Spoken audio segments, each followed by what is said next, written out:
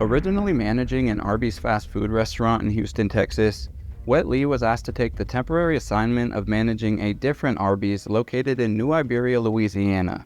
After completing her month of working there, the owner would ask her to stay 2 additional weeks, which she would agree to. On the morning of May 11, 2023, she got dropped off at the restaurant, which is on 1120 East Admiral Doyle Drive, to open the store by herself. During her opening duties, she would make her way into the walk-in freezer, which company policy says to keep around -10 degrees Fahrenheit.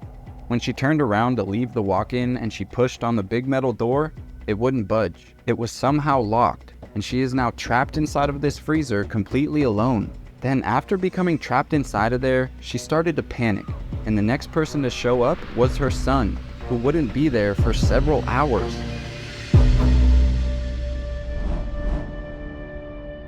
Welcome back to the dark side of life.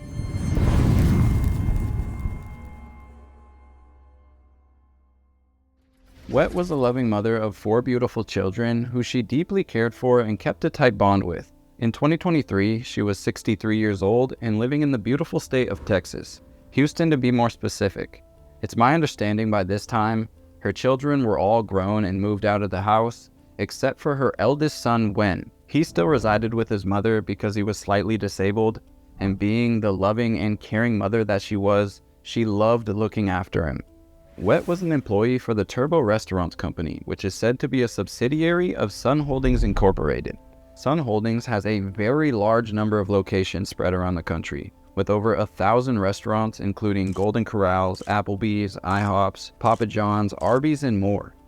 Up until 2023, Nguyet had been the general manager for the Arby's located in Houston, Texas, and there's no doubt that she was an excellent employee.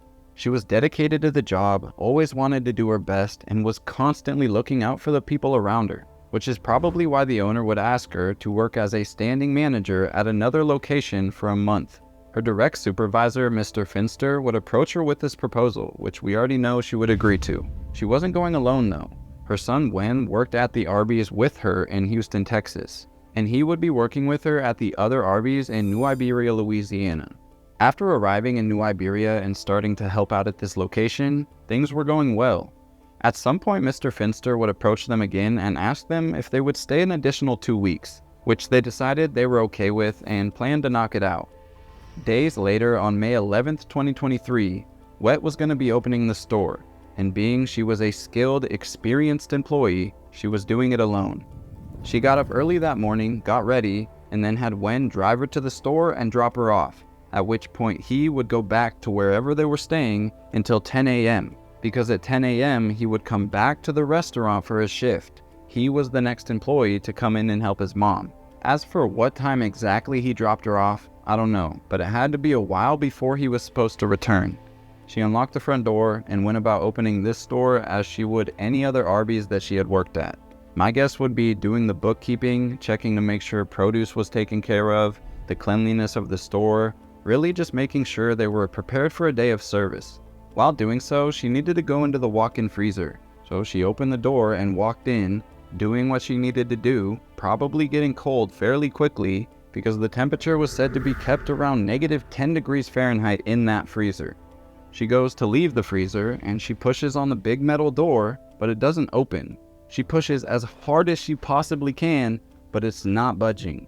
What she doesn't know, and no one warned her of, is that door had a faulty latch, leaving her completely unable to open it from the inside. She is now stuck inside of this freezer and no one else is in the store, and her son isn't supposed to show up until 10 a.m., and she had to be aware of this. Can you imagine the panic that set in when she realized she cannot get this door open, and no one knows that she's stuck in there, hours away from any potential help? Following getting trapped inside of there, Nguyet would desperately begin pounding on the inside of the door and screaming at the top of her lungs, praying that somebody would hear her. She was probably hopeful that somebody would walk by, hear the banging and the screaming, then call the police. Or maybe somebody in a nearby building or the parking lot worked as early as her, and maybe they'll hear it, while also praying that somehow this door will open for her as her hands start to bleed down the door from her slamming them against it. And not to mention, her core body temperature is rapidly plummeting. According to the lawsuit that was filed subsequently, it was no secret that this door had a broken latch. It stated that the door had been broken since at least August in 2022. When it was discovered to be broken, that employee would report the broken latch to their district manager as well as to Mr. Finster, the regional manager. Not only that, Mr. Finster would pay a personal visit to this Arby's location in New Iberia, during which this employee would show him the door and exactly how it was broken. So he was well aware of the potential danger that it presented, because his employees were using a screwdriver to help open and close the door, as well as using a box of oil or something else to help prop the door open so they didn't get trapped inside themselves. A good while later, when the time came, Wen would show up for a shift, completely unaware that his mother was desperately trapped inside of this freezer. He makes his way inside and he doesn't see his mom, so he looks around before eventually making his way over to the walk-in freezer. When he opened that door, he would find his mother lying face down in the fetal position with blood all over the door and the floor from her furiously beating her hands against it. She had struck it so hard so many times that they busted open. After she could no longer bang on the door or scream out for help, most likely due to her core body temperature dropping so fast, she just collapsed into the fetal position. And since she was bleeding a pretty good amount, she would end up freezing face first to the floor with her own blood. Tragically, it was her son that had to find her, and I can't even imagine the level of trauma that came with opening that door. When he sees his mother just surrounded by blood, he probably frantically went to check on her. She wasn't showing any signs of life at this point. She was just frozen. So he had to get a phone and call for help. Authorities and paramedics would arrive at the store, but unfortunately, there was nothing that they could do for Nguyet, and she would be pronounced dead at the scene. It was later determined by medical professionals that her cause of death was hypothermia. I feel so bad for her son having to go through this fucking nightmare of a situation due to someone's gross negligence. The lawsuit was filed by the family against the franchise owner and the company. Represented by Paul Skrabanek, they are seeking $1 million in damages for this happening to their loved one. In the lawsuit itself, it stated, quote, "Plaintiffs maintain both negligence and gross negligence claims against Sun Holdings Incorporated for failing to cause to have the freezer at the subject location repaired, failing to properly supervise its franchise location, failing to provide proper training regarding the franchise location, having knowledge of the broken freezer at the subject location but failing to take any action to remedy that problem, and other acts deemed as negligent and grossly negligent. These actions and inactions were the cause, in fact, and proximate cause of Miss Lee's death." It seems he was aware and was shown this problem, allegedly for at least 9 months prior to this. One thing that I didn't really understand while putting this story together for you guys was if you look at the majority of the reports, they will say that she was found at 6:20 p.m. And if you look at the picture of when they showed up to the restaurant, it looks like it could definitely be that time. Yet in the lawsuit, it specifically says she was dropped off by her son, who came back at 10 a.m., and that's when she was found. Regardless of the time of day, it's the same outcome, and the franchise owner should be held accountable for his carelessness and not getting it taken care of immediately.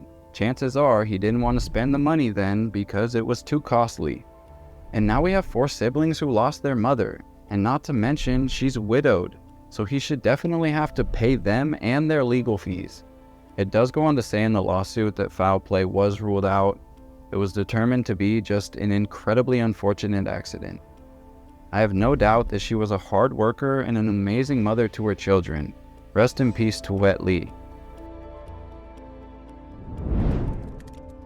It's a scary thought that someone can want you to work for them. You work for them for a while, they ask you to move locations and work at another store to help their business, yet they have not a care in the world to warn you about the potential dangers they're putting you through, potentially just to save money. Be careful out there. Alright guys, that's going to do it for today's video. If you made it to the end, go down to the comment section and comment "frozen" so I know. And if you want to, you can follow me on Instagram at Robert Clausen with 2 N's. If you have a story suggestion, DM me on there. that's all I have for you guys today. Again, I truly, truly appreciate you guys, and I'll see you in the next one. Peace.